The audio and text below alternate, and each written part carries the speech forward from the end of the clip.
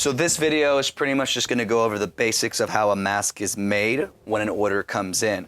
We're not gonna go over sculpting right now. We're gonna have a separate video for that. All right. So first things first, when it comes to getting an order, get this mold out. This is a basic face mask mold. You can see it's got all the negative detail in there. And what we're gonna do right now is the first step is a brush cast. All right, let's see if I can maneuver myself around this bucket real quick. So just lightly. You can brush it in, you can tap it in. I do the tapping way just to help prevent more and more air bubbles. So just gonna do this for a minute.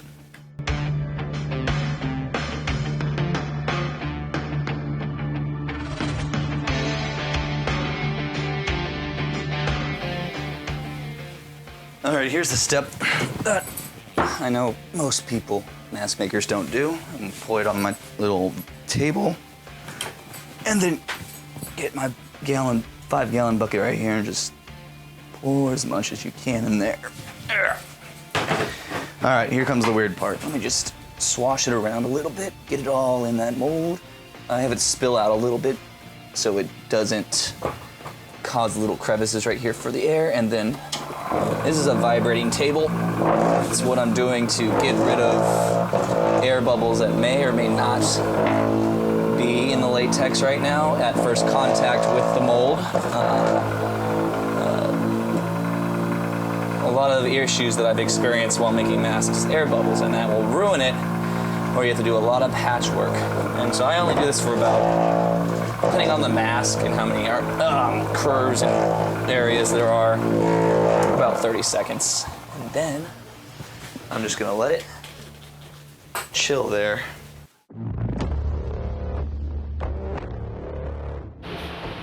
All right, so the casting is done, poured out, enough thickness as well. So now that it's in, the latex has been casted, it dried and cured overnight. Get that excess. You can use talc powder, baby powder, anything that prevents it from sticking. This fresh latex will stick to each other. Just brush that around real quick. And don't worry about it. This is why we clean the masks prior to painting, just to get all this dust off it. So now that it's nice and smooth. Because if you don't put baby powder inside it, it's gonna, when you take it off like this, this latex will be, it's still somewhat tacky, so it'll stick to this and it's gonna be a bunch of issues. This just prevents it from sticking to each other. Pretty self-explanatory. Just all around the corner edges like that. Make sure there's no undercuts so you don't break anything off. And this is a stitches mold, so it's pretty simple and self-explanatory. There's no issues or undercuts except for this nose. So I'm just gonna pop it out, shake out all that. And boom, that's a clean cast. It's a good thickness. And now next step, get it ready for straps. That's beautiful, actually. Now you can see. There's a little area right there, but that's fine. That is completely normal.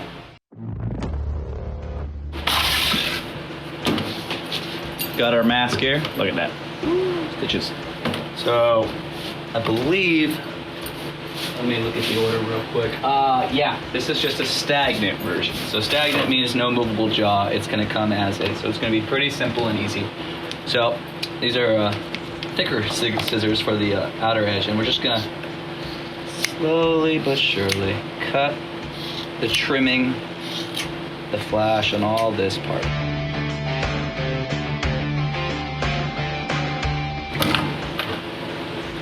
Boom. All right, so now that it's trimmed. All right, I don't need that. That goes in the trash. So now, eye holes are important.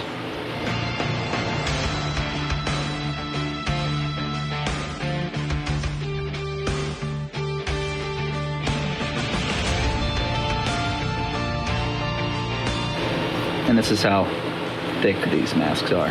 So now we're cutting out the mouth.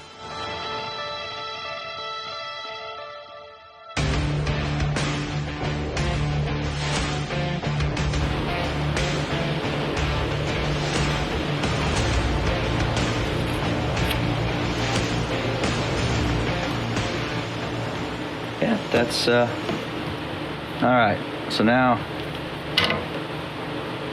we've got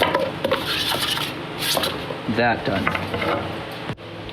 All right, so now this is gonna be the standard O-ring strap. So we're gonna get this on my straps here.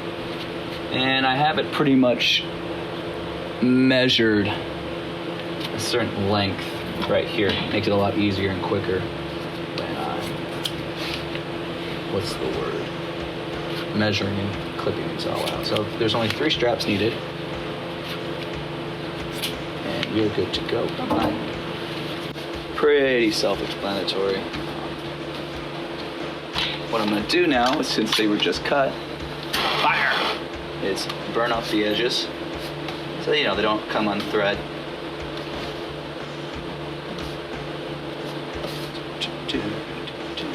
And that's it. We've got, this is a leather punch. You would use it to punch holes in belts. So, polypropylene. Is that how you pronounce it? Polypropylene. I'm gonna say that, but what do I know? I don't have a degree in English. That's depressing. Anyway, so now this is the fun part. Measuring it, seeing where the center line is right here. Because this is the top strap. And then we're gonna take this and we're gonna puncture it. Make sure I don't break my wrist doing it. Get these rivets. Make sure you, Jesus, come on. Make sure you puncture a hole all the way through.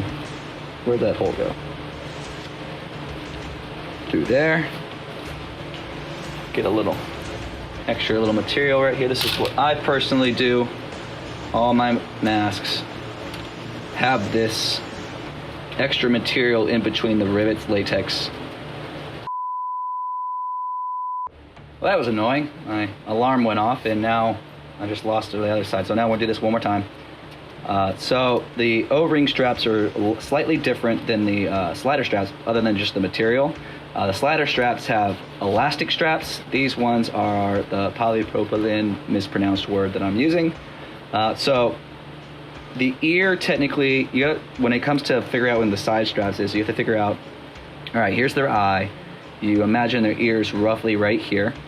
So you want to have it just above, because you don't want it pressing on their ear when they're wearing it, because most scare actors are going to have this mask really tight so it doesn't go anywhere.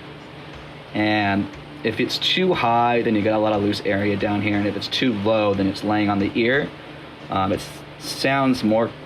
making it sound more complicated than it actually is. I'm literally just resting it right in the center of the eye.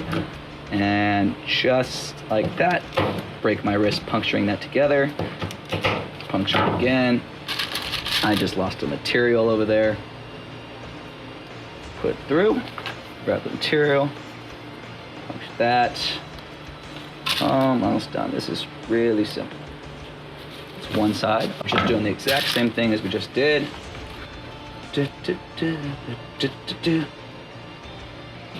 And you can see, well, hold on.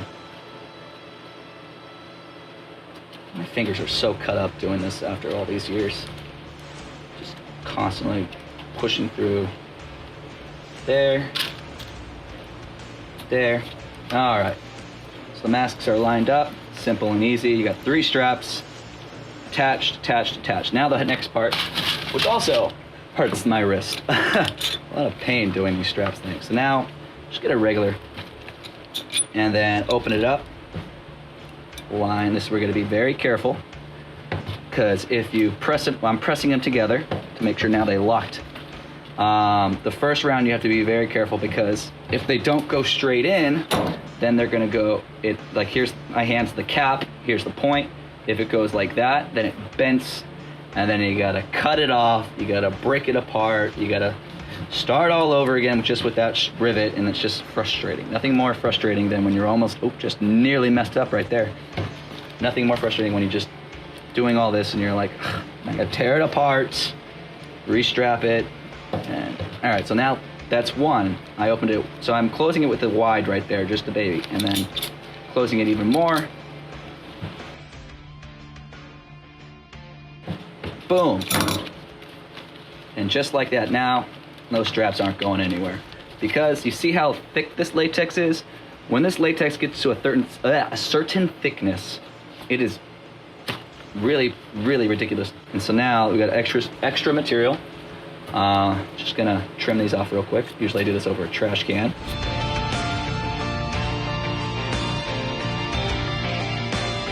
And like I said, this is my way of doing it. There's no right or wrong way of adding straps. Some people don't. No one I know actually does this. This is just an extra precaution that that I do for my masks. Just cause when a rivet pops out, it kind of sucks because there's not much I personally can do with that. So that's just it's just an personal precaution. So now I got to add the tension locks. Tension locks you can get on Amazon. Everything, most of these stuff you can get on Amazon. The straps you can get on Amazon. The tension locks you can get on Amazon. The rivets you can get on Amazon. So now this is an O-ring, 2-inch O-ring, that at an industrial store. So let me show you guys, just in case anyone who owns a mask. Let me slow it down. So it's a 3-hole tension lock. Make sure I can see. So how it goes. So here's the top part. You can see clearly. So that's the part that faces up. This is the bottom. So we're gonna take through the bottom, back through the middle, and then get this ring over here. It's gonna go through the hole, and then through the third. So you literally went down, up, around the ring, and then up through this. And that's the basic standard. So that's how you can adjust it. Now, when you finally figure out your height, you figure out your size on your head, because the O-ring should always be in the center of the back of your head. When you figure it out, you just take this last piece and you put it back through the front. And that locks it in place. Oh, sorry, so it doesn't look like I'm cheating. That locks it in place, so it's not going anywhere. Normally when I ship them out, I'll make sure to set it that way so people know that's the final one, because I know a lot of people who will do this through that. They'll leave it like that, which you can to a certain extent.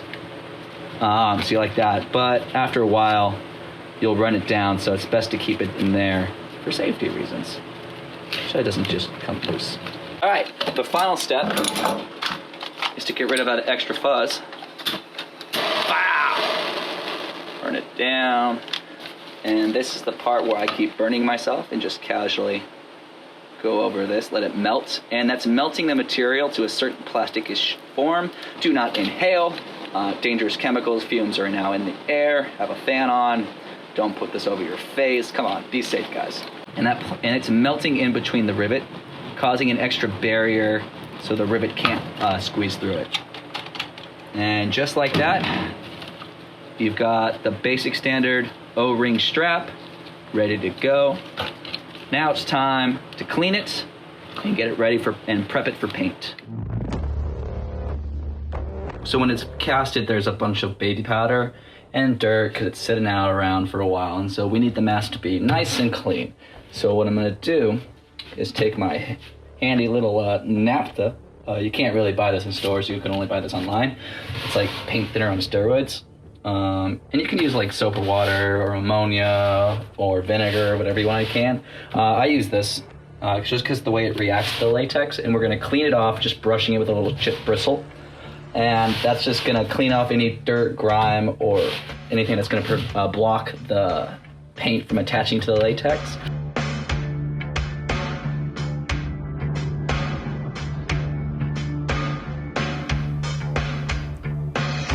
That mask was actually painted during a live session on TikTok, so I don't really have much footage or any footage of it being painted. Pretty sure I'm gonna have a separate video for painting. So instead, I just inserted a quick clip that was used through TikTok. Same paint, but you get the idea.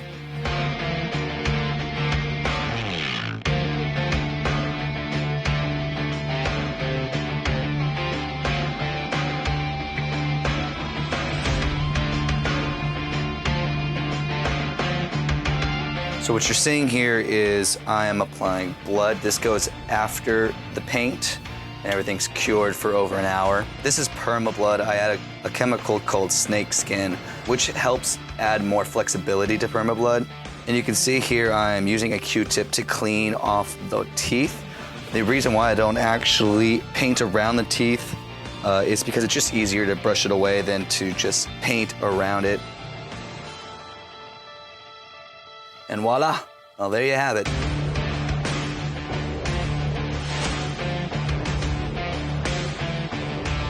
But this gives you the idea of how a mask is made here. Thanks for watching, and tune in for more.